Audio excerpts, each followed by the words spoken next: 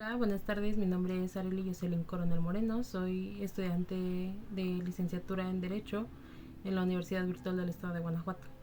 Mi número de matrícula es 23019563 y actualmente curso el módulo de Teoría General del Proceso Volumen 1 a cargo del asesor Rodolfo Elías Rodríguez. En este video analizaremos el siguiente caso. Roberto Ramírez Trejo es detenido y golpeado por elementos de la policía municipal por encontrársele un paquete de hierba verde, al parecer marihuana, de aproximadamente 5 kilogramos de peso, y en compañía de esta persona se encontraba un menor de 8 años de nombre Julio N, protegiéndose la identidad del menor.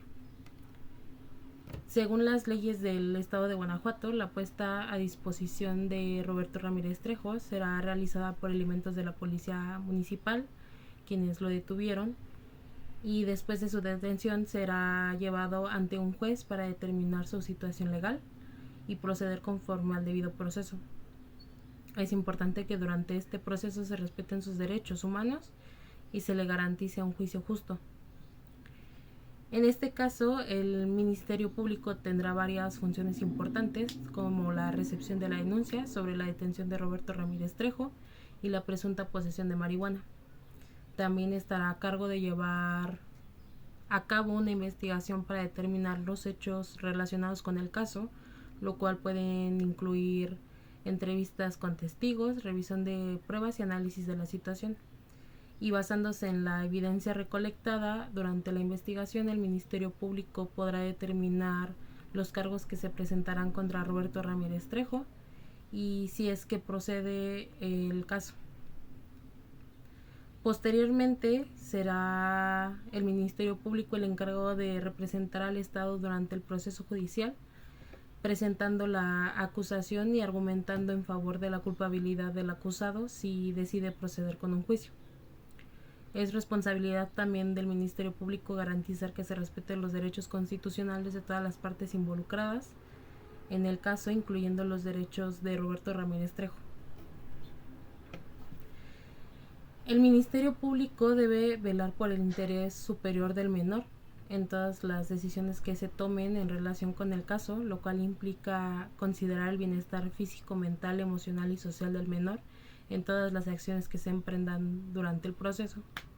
Se deben tomar medidas para garantizar la seguridad y protección del menor involucrado en el caso, tanto durante el proceso judicial como después de su conclusión.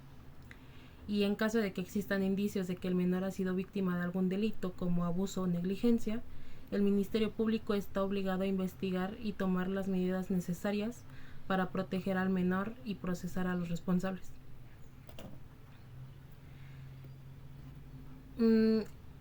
Cada tipo de juez cumple un papel específico en el sistema judicial, desde la etapa inicial del proceso penal hasta la ejecución de penas, asegurando el cumplimiento de la ley y protegiendo los derechos de todas las partes involucradas. Los jueces de control son los responsables de supervisar la etapa inicial del proceso penal, y su función principal es asegurarse de que se respeten los derechos de los imputados durante su investigación y la detención. Además, deciden las medidas cautelares como la prisión preventiva o la libertad bajo fianza, en función de la gravedad del delito y la posibilidad de fuga o peligro para la sociedad. También presiden las audiencias preliminares, donde se determina si existen suficientes pruebas para abrir un juicio o no. Por su parte, los jueces de enjuiciamiento son responsables de llevar a cabo el juicio oral y público, y su función principal es evaluar las pruebas presentadas por la Fiscalía y la defensa para determinar la culpabilidad o inocencia del acusado. Durante el juicio se aseguran de que se respeten los derechos procesales de todas las partes involucradas y que se sigan los procedimientos legales establecidos. Al final del juicio emiten un veredicto basado en la evidencia presentada y aplican la ley para dictar una sentencia justa y proporcional al delito cometido. Los jueces de enjuiciamiento supervisan la fase superior de la condena, y una vez que se ha dictado la sentencia, su función principal es asegurar que se cumpla la pena impuesta de manera adecuada y conforme a la ley. Supervisan también el cumplimiento de las penas, incluyendo la reclusión en centros penitenciarios o la ejecución de medidas alternativas como la libertad condicional o el servicio comunitario. También pueden intervenir en casos de violación de derechos humanos dentro de los centros penitenciarios y tomar medidas correctivas para garantizar el trato digno y humano de los internos. Una vez que se ha dictado sentencia a Roberto Ramírez Trejo, puede interponer los siguientes medios de defensa, tales como la apelación, que es solicitar a un tribunal superior que revise la sentencia por posibles errores en la aplicación de la ley o valoración de pruebas, y debe presentarse dentro de los 10 días siguientes a la notificación de la sentencia. Puede presentar también un amparo directo, el cual es un recurso ante un tribunal colegiado de circuito para revisar la legalidad de la sentencia y posibles violaciones a los derechos constitucionales. Este medio se debe de presentar dentro de los 15 días hábiles siguientes a la notificación de la sentencia definitiva o de la apelación. También puede presentar la revisión de sentencia ante la Suprema Corte de Justicia de la Nación en casos de trascendencia constitucional o nacional. Y por último, el incidente de reconocimiento de inocencia, si es que surgen hechos nuevos o pruebas que demuestren su inocencia después de la sentencia firme. Por su parte, los elementos de la policía municipal pueden ser removidos de su cargo por golpear a Roberto Ramírez Trejo, y esto puede incurrir en la violación de derechos humanos debido al uso excesivo de fuerza y al maltrato físico, ya que constituyen violaciones graves a los derechos humanos. Y la Constitución mexicana y los tratados internacionales en materia de derechos humanos, como la Convención contra la Tortura y otros tratos o penas crueles, inhumanos o degradantes, prohíben tales actos. Las autoridades tienen la obligación de proteger y respetar los derechos humanos de todas las personas. En cuanto a los procedimientos administrativos y disciplinarios, los cuerpos de policía están sujetos a regulaciones internas que establecen estándares de conducta y procedimientos disciplinarios.